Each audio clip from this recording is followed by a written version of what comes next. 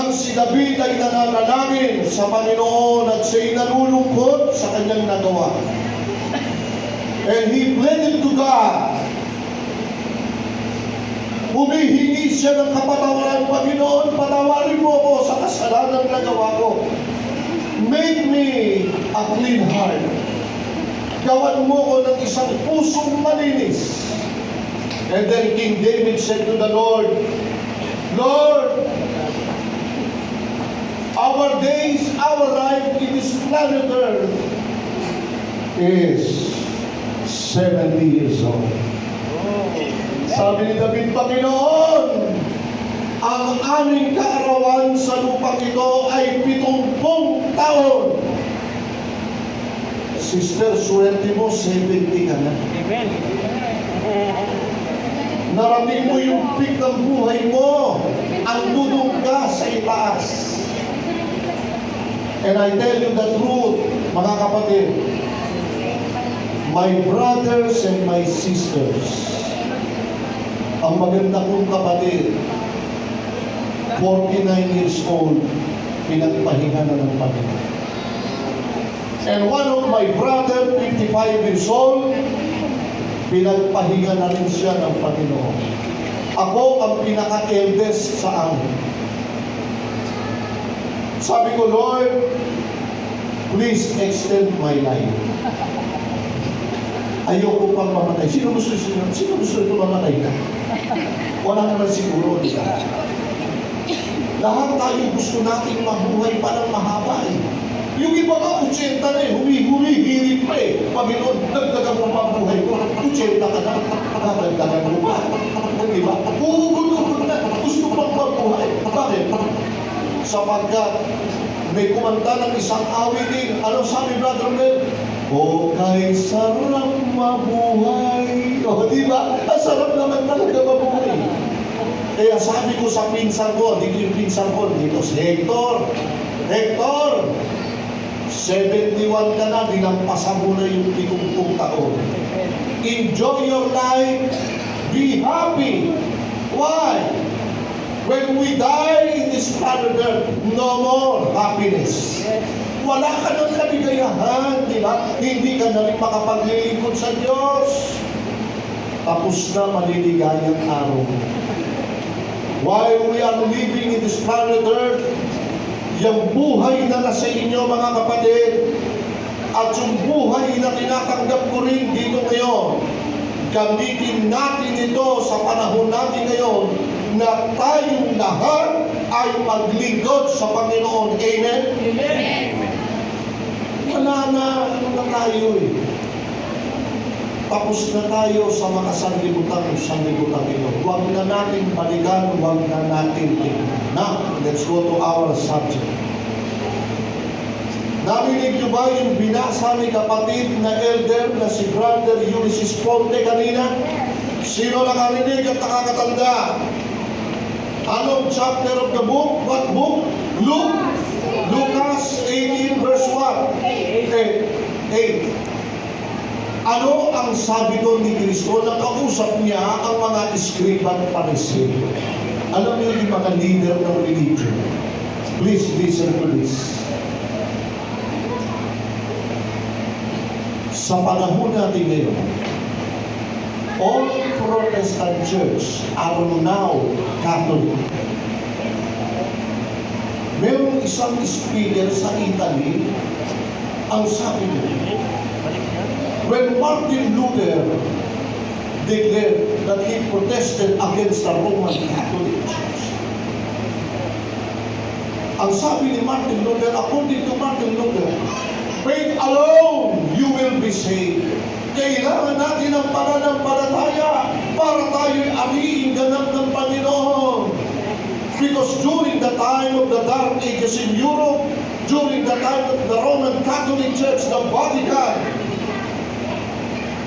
ang system ng kanilang religion na pinakain sa buong mundo ay hindi pananampalataya sa Panginoon, kundi pananampalataya sa maling sistema ng relihiyon na tayo'y pinasamba sa mga Diyos-Diyusan. Amen. Amen ba? Pinasamba tayo sa iba't ibang uri ng sistema ng paniniwala. And then here comes Martin Luther. Asa yung Bible na makapalito? Nandun po. Dito, ayun eh. Naalala ko itong Bible na ito. Sarap magkaroon ng ganito. Mga kapatid, may kwento ko sa inyo. Nung buhay pa yung ating profesora sa Arabia, nagsimba ko sa Santa Ana SDA Church. Alam niyo yung Santa Ana, the first church in the Philippines. Kami nila Brother Yusis, pagkakababayan kami sa Santa Ana. Siya doon sa Tenement, ako naman taga Sotero. Madalas ako sa kanila, sa Punta Santa Ana. Nung nagsimba ko noong 1986, bagong binyagan ako, dumating yung profesora ko sa Magistra kasi kung estudyante na kami. Diniligawan namin yung teacher namin Adventist. Kasi sabi namin, Brother Joe, grabe yung teacher natin. Bakit yung mga teacher natin ang daming borlolo? Ang lalaki ng mga hikaw, pagka kami sa subject, gaganda ng mga alahas. Itong teacher namin ito, kakaiba ito. Walang alahas, walang makeup, pero maganda. Naguunahan kami mga pupils na naguunahan kami. Sabi niya, alisahan tayo, ligawan natin si Ma'am. Ligawan natin.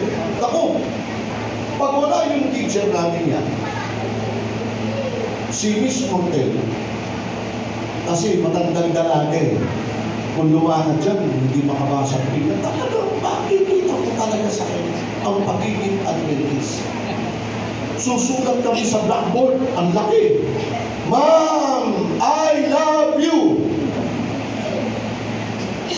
Papasok yung teacher namin. Sabi niyo mismo, puro this letter, I love you. Ma'am, hindi mo namin alam kung sino gusto mo lang yan. Ibabaksa ko kayo. No, ma'am, wala akong talaga promise, hindi mo namin alam. Baka talaga masusubulan kita. And then later on, isa pa na ako sa naliligaw sa kanya na sumusulat sa blackboard, Ma'am, I love you. Eto na. After 7 years, that was 1986, I became a Seventh-day Adventist. Sabi ng mga kapitbahay namin, oy, si Ray, Sabadista na ngayon. Hindi na Sabadista. Sabadista na, ika niya. Ngayon, nung nagsimba ko sa Santa Ana, dumating yung profesora namin, nililigawan namin, may asawa na, matanda rin. Sabi ko, nag-asawa, matanda. Ika, kasi matanda na rin eh. Nagkasalubong kami. Sabi niya, I know you. Sabi ko, opo, ma'am, ako po ito. I know you. You are Ray Vida. Opo, bakit nandito ka? Ma'am, masama po bang magsimba sa Adventist? Teka. Huwag mo sabihin Sabadista ka namin. Anong masama mo mag-Sabadista ako? Ayaw ninyo? Nakapagtataka, ikaw nagsabadista ka. Bakit ma'am? Imposible ba sa Diyos? Wala ako. Wala naman pala eh. Tanggapin nyo na ako, ma'am. Sabi, sige, pumasok ka na. Pero nagtataka ako, nag-isabadista ka, bakit? Salbahe ka eh. Sabi ko, ma'am, ang tao po'y nagbabago. The man begins like a caterpillar. Tulad tayo sa isang caterpillar na ang caterpillar ay katulad sa isang uod na hindi pinapansin, pinagdidirihan ng tao. Ang caterpillar na isang uod na pinagdidirihan na hindi mahipo man lamang ng tao. Ang ginagawa ng caterpillar, siya'y magtatago sa kanyang anyo. Babalutan niya ang kanyang katawan ng puting sabot. And then after several days na itong caterpillar na ito, matapos siyang ma-develop sa loob ng kanyang sakop ng ilang araw, ay lalabas ang caterpillar, hindi na siya uod. Ano na itsura niya?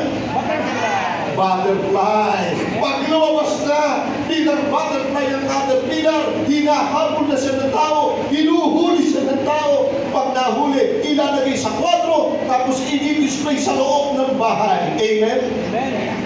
Ganyan tayo mga kapatid.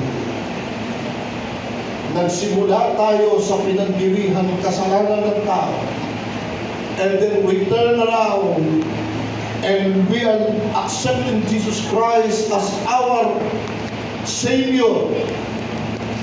And as we serve the Lord, tayo ay katulad na sa isang butterfly na tayo ay maganda na sa paningin ng Panginoon at tayo ay pinagmamalaki ng Panginoon.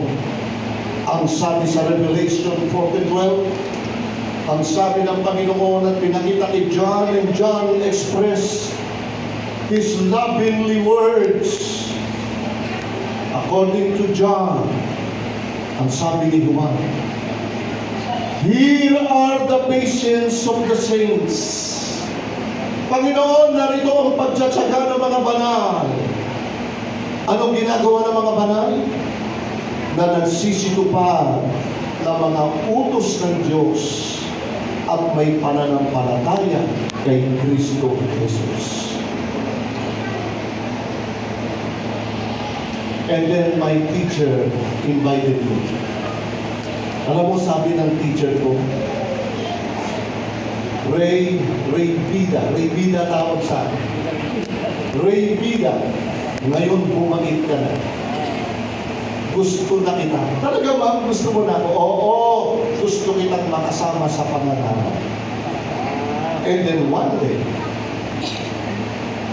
my teacher invited me sa isa niyang dating estudyante sa Arellano. Galing kami Arellano, graduate kami ng Arellano University.